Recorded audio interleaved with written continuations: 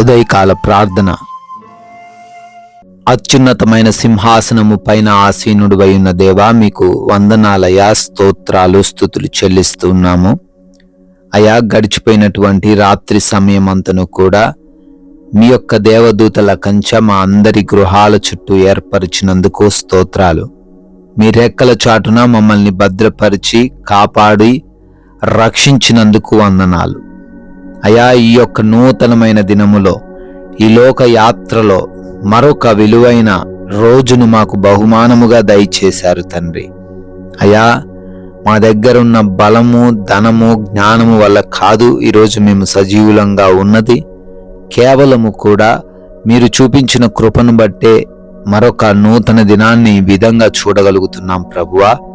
అందును బట్టి మీకే కోట్లాది కోట్ల స్తుతులు, స్తోత్రాలు, వందనాలు చెల్లిస్తున్నాము తండ్రి. Yes lord.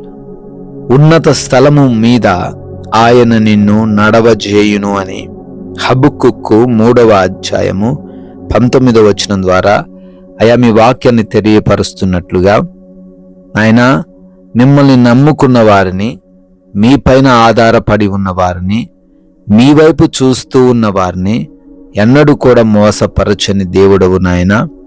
అయా, వారందరినీ కూడా ఉన్నతమైన స్థలము పైన నడిపిస్తారు అని లేఖనాలలో చెప్పినట్లుగా, ఎవరైతే నాయనా అయా ఈరోజు వరకు కూడా ఇంకా పైకి ఎదగలేని స్థితిని చూస్తూ ఉన్నారో, ఇంకా నష్టపోయిన స్థితిలోనే ఉన్నారో, కోల్పోతూ ఉన్న స్థితిలోనే ఉన్నారో, వారందరినీ కూడా ఉన్నతమైన స్థలాలపైన వారిని నడిపించమని, మీ సహాయం వారికి దయచేయమని, వారికి మీరు తోడై ఉండమని బ్రతిమాలుకుంటున్నాం ప్రభువా.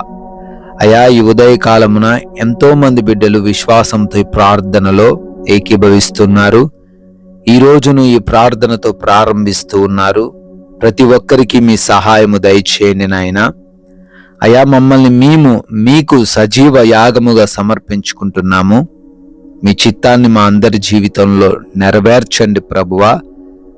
మీ నామానికి మహిమ తెచ్చే విధముగా మా క్రియలు, మా మాటలు, మా ప్రవర్తన ఉండడానికి ఈరోజు సహాయము దయచేయండి తండ్రి. అయా, ఈ రోజున చేస్తున్న మా పనుల్లో ప్రతి ఒక్కరిని కూడా దీవించండి అయా. ఏ పనిలో అయితే బిడ్డలు ముందుకు సాగుతున్నారో ఆ పనిలో ఎటువంటి ఆటంకములు లేకుండా, అడ్డుగోడలు లేకుండా, ఎవరి వలన బిడ్డలు ఆగిపోకుండా కృప చూపించండి నాయన. ప్రతి ఒక్కరిని కూడా 100 ఆశీర్వదించండి ప్రభువా. అదే రీతిన నూతనమైన కార్యాలు ప్రారంభిస్తున్నారు, వారందరినీ కూడా దీవించండి. ఆగిపోయిన పనుల విషయంలో కృప చూపించి అవి మరలా నూతన పరచడానికి సహాయము దయచేయండి నాయన. అదే విధముగా ప్రయాణాలను బట్టి అడుగుతున్నాం. ఏ మార్గము గుండా మేము వెళుతూ ఉన్నప్పటికీ, వస్తూ ఉన్నప్పటికీ తండ్రి, మీ రక్షణ సహాయము కోరుతున్నామయ్యా. ఏ బిడ్డకు ఏ ప్రమాదం, ఏ అపాయము సంభవించకుండా ప్రతి ఒక్కరు కూడా క్షేమరీతిన ప్రయాణించుటకు, సురక్షితముగా ప్రయాణించుటకు కృప చూపించండి నాయన. అదే విధముగా ఎగ్జామ్స్ విషయంలో, ఇంటర్వ్యూస్ విషయంలో కృప చూపించి బిడ్డలు క్వాలిఫై అవ్వడానికి, బిడ్డలు సెలెక్ట్ అవ్వడానికి, మీ సాక్షులుగా నిలవబడడానికి సహాయము దయచేయండి తండ్రి.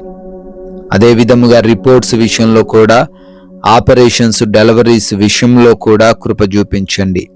ఆ టెస్టులు అన్నీ కూడా వారికి అనుకూలంగా ఉండడానికి సహాయము దయచేయండి. అక్కడున్న డాక్టర్స్ను, సిబ్బందిని మీ స్వాధీనపరచుకొనండి ప్రభువా. అదే రీతిన నాయన, గృహముల యందు ఒంటరిగా ఉంటున్న యవ్వన బిడ్డలు, వృద్ధులు, చిన్న బిడ్డలు అయా, వీరందరికీ మీ కంచె, మీ కాపుదల నిత్యము దయచేయమని, ఏ దుష్టుడి కన్ను వారి మీద పడకుండా ఈ రోజున వారిని భద్రపరచమని బ్రతిమాలుకుంటున్నాం ప్రభువా.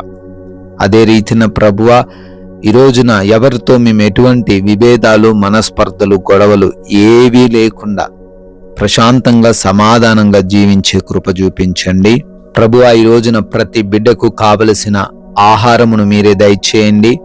ఎవరికి అనారోగ్య సమస్యలు రాకుండా సహాయం అనుగ్రహించండి. ఆర్థిక పరమైన కష్టాలు ఎవరి దగ్గరికి రాకుండా కృప చూపించండి నాయన. ప్రభువా, ప్రాముఖ్యముగా ఈ లోకమాయలో యవన బిడ్డలు పడిపోకుండా ఈ లోకానికి ఎవ్వరూ ఆకర్షితులు అవ్వకుండా అయా మీ వైపు చూస్తూ వాక్య జ్ఞానము కలిగి ఎవరి చేతిలో మోసపోకుండా మీరిచ్చిన ఈ సమయాన్ని సద్వినియోగపరుచుకునే కృప చూపించమని, మీ కృపను బట్టి నూతనమైన సంవత్సరంలోకి ఈరోజు ప్రవేశించారు. బర్త్డేలు, యానివర్సరీలు సెలబ్రేట్ చేసుకుంటూ ఉన్నారయ్యా. వారందరికీ సంవత్సరమును దయాకిరీటమును అభిషేకముగా దయచేయండి.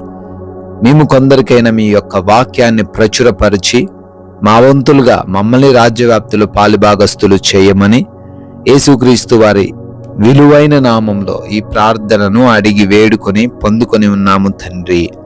ఆమెన్. ఆమెన్.